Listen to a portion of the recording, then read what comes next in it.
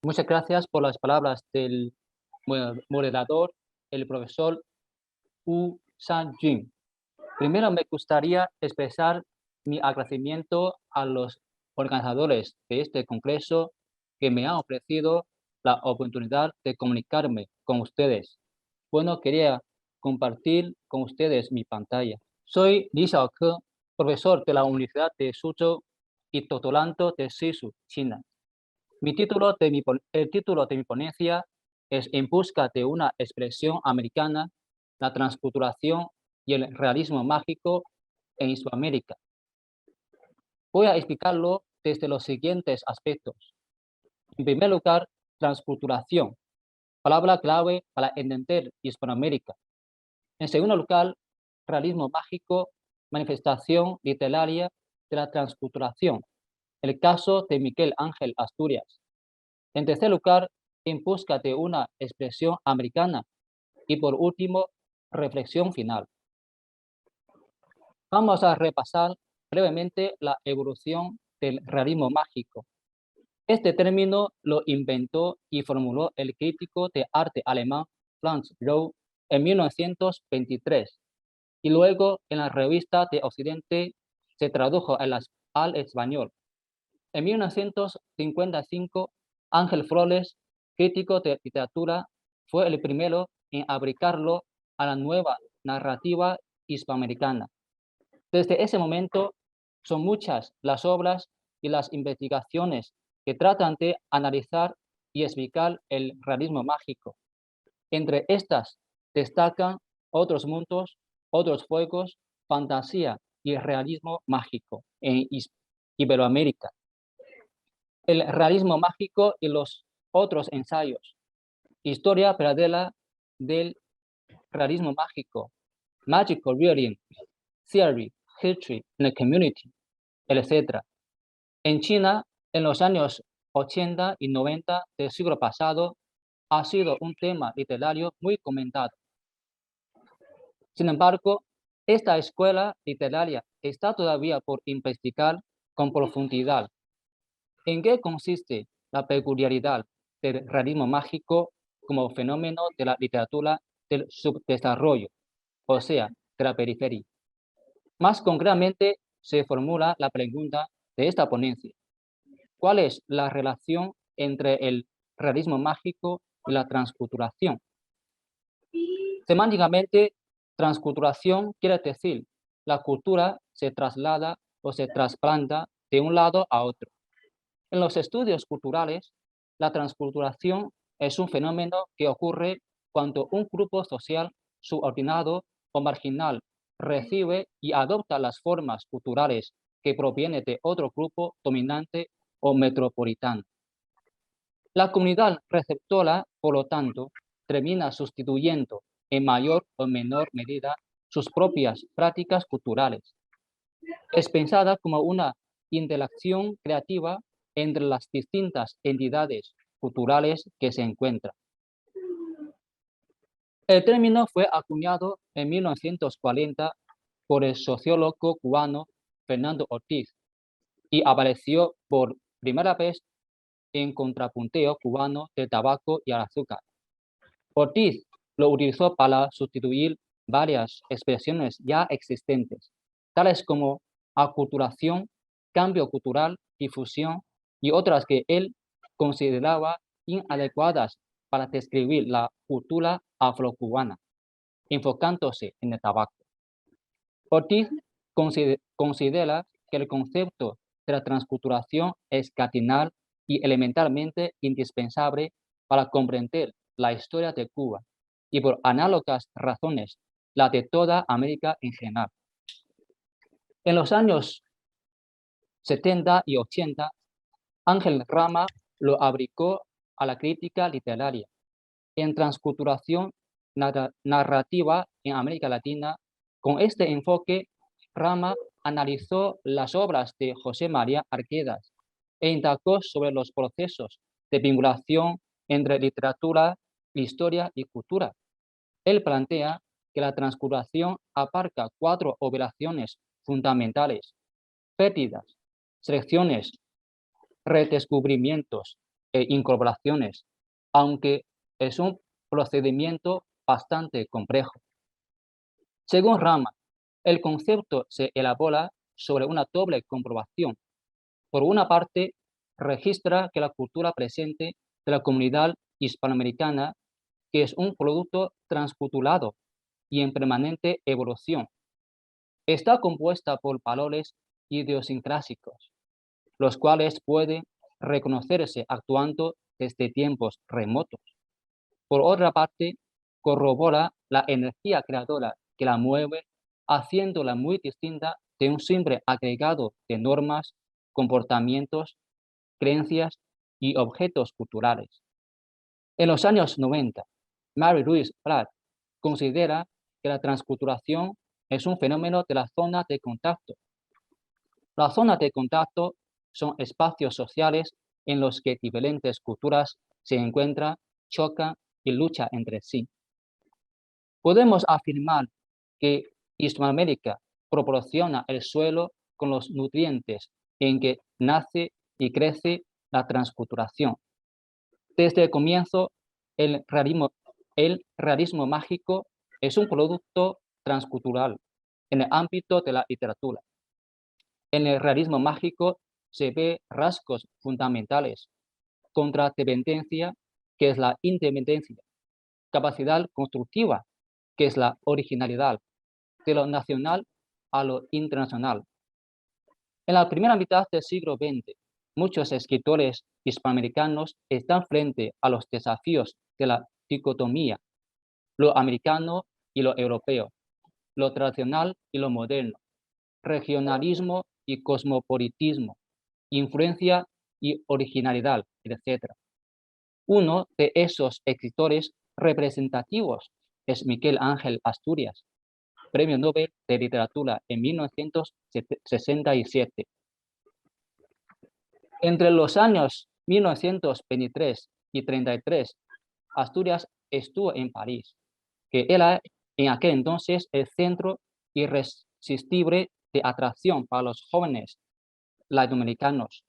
El crítico italiano Peini, especialista en estudio asturiano, afirma que la formación artística de Asturias debe muchísimo a los años parisinos. Asturias conoció a los surrealistas André Breton, Roberto Desnos y Alarcón, y a los dadaístas como Tristán Tzara. Impacto del surrealismo. Asturias participó en el grupo de Breton, que publicó el Manifiesto Surrealista en 1924. Breton predicaba un automatismo psíquico y revalorizaba al sueño como elemento primordial en la creación literaria. Asturias, en colaboración con Alejo Carpentier, fundó una revista de vanguardia, Imán. Para Asturias, el surrealismo representa el encontrar en sí mismo no lo europeo, sino lo indígena y lo americano. En conversaciones con Miguel Ángel Asturias, él dice: el surrealismo para los escritores latinoamericanos y esencialmente para mí fue una gran posibilidad de independencia respecto a los modales occidentales. El surrealismo despertó en nosotros el sentir, redescubrimiento de la cultura indígena. En la Sorbona, Asturias se matricula en un curso sobre mitos y religiones de Mesoamérica, que dicta el antropólogo George Hainaut. A través del aprendizaje de ritos y religiones indígenas, conoce mucho mejor el mundo de las antiguas civilizaciones de Mesoamérica. En colaboración de González de Mendoza, él emprendió la traducción de Popol Vuh al español, utilizando como punto de partida la versión francesa de su profesor. El Popol Vuh es una importante fuente inspiradora de las creaciones literarias de Asturias. La memoria cultural de Guatemala se fue haciendo más viva en Asturias. El cuco de los sueños hace ver una ciudad muy grande, pensamiento claro que todos llevamos dentro. 100 veces más grande que esta ciudad de casas pintaditas en medio de la rosca de San Blas. Es una ciudad formada de ciudades enterradas, superpuestas, como pisos de una casa de altos, piso sobre piso, ciudad sobre ciudad. Debido a la conciencia de la grandeza de su pueblo, Asturias logró vencer el complejo de inferioridad por el que se caracteriza él mismo frente a la civilización y cultura europeas. Creación de la nueva literatura. Con la influencia del surrealismo, la creación de Asturias llega a su expresión autónoma. Él sostiene que la diferencia entre la literatura europea y la latinoamericana reside en que los latinoamericanos sienten las cosas y luego las piensan, y los europeos piensan las cosas y después las sienten. Las leyendas de Guatemala son la primera obra de Asturias. Las escribe a partir de la concepción indígena de que no existe distinción entre lo real y lo irreal, entre lo soñado y lo vivido. Por eso, el poeta Pau Valeri las definía como un conjunto de historias, sueños, poemas, donde se confunde tan graciosamente las creencias, los cuentos y todas las edades de un pueblo de orden compuesto, todos los productos capitosos de una tierra pueblosa y siempre convulsa, nuevas combinaciones y nuevos temas de existencia. De acuerdo con las 4 operaciones fundamentales de la transculturación definida por Rama, que son pérdidas, selecciones, redescubrimientos e incorporaciones, Asturias ha encontrado una manera de expresar las cosas que sentía. Se nutre del surrealismo, que con todas sus innovaciones técnicas y temáticas le permite a Asturias librarse de la visión tradicional y tópica de la naturaleza y la gente de Hispanoamérica. Revisa lo indígena y redescubre la importancia de los relatos orales populares, las historias míticas del Popol Vuh y las culturas precolombinas y coloniales. París sirve como zona de contacto, donde se produce en Asturias la transculturación. Del surrealismo y el mundo indígena llega a la narrativa hispanoamericana original, que luego se denomina como realismo mágico. En busca de una expresión americana. A partir de la publicación de Nuestra América de José Martí, los intelectuales y escritores han hecho sus propios esfuerzos para buscar la expresión americana. Mejor dicho, en plural, expresiones americanas. He aquí una larga lista. José Vasconcelos con la raza cósmica. José Enrique Rodó con Ariel.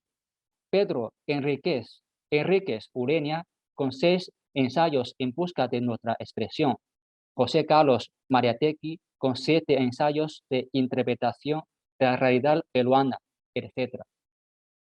Todos ellos intentan romper el canon eurocentrista y despojarse de la dependencia para reconstruir la naturaleza transcultural y heterogénea de Hispanoamérica, después de haber experimentado la conquista, la colonización y la llamada independencia, y luego lograr la verdadera independencia y la originalidad.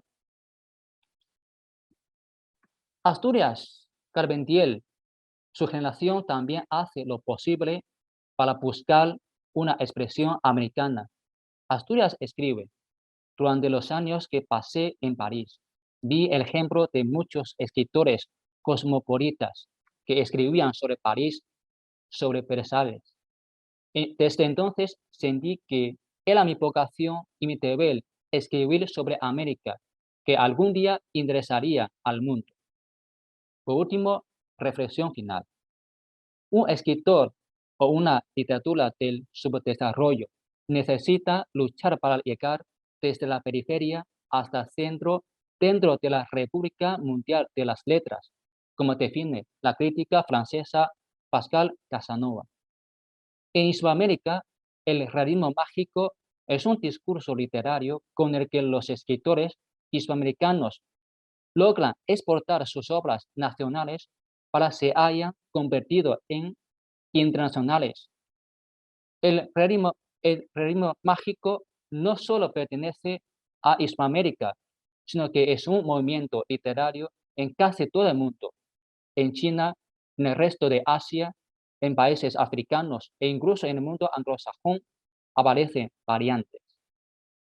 Se nutre de lo moderno y lo extranjero y después se redescubre lo tradicional y lo vernáculo y luego se hará la neoculturación. Es de esa manera transcultural como nace y crece el realismo mágico.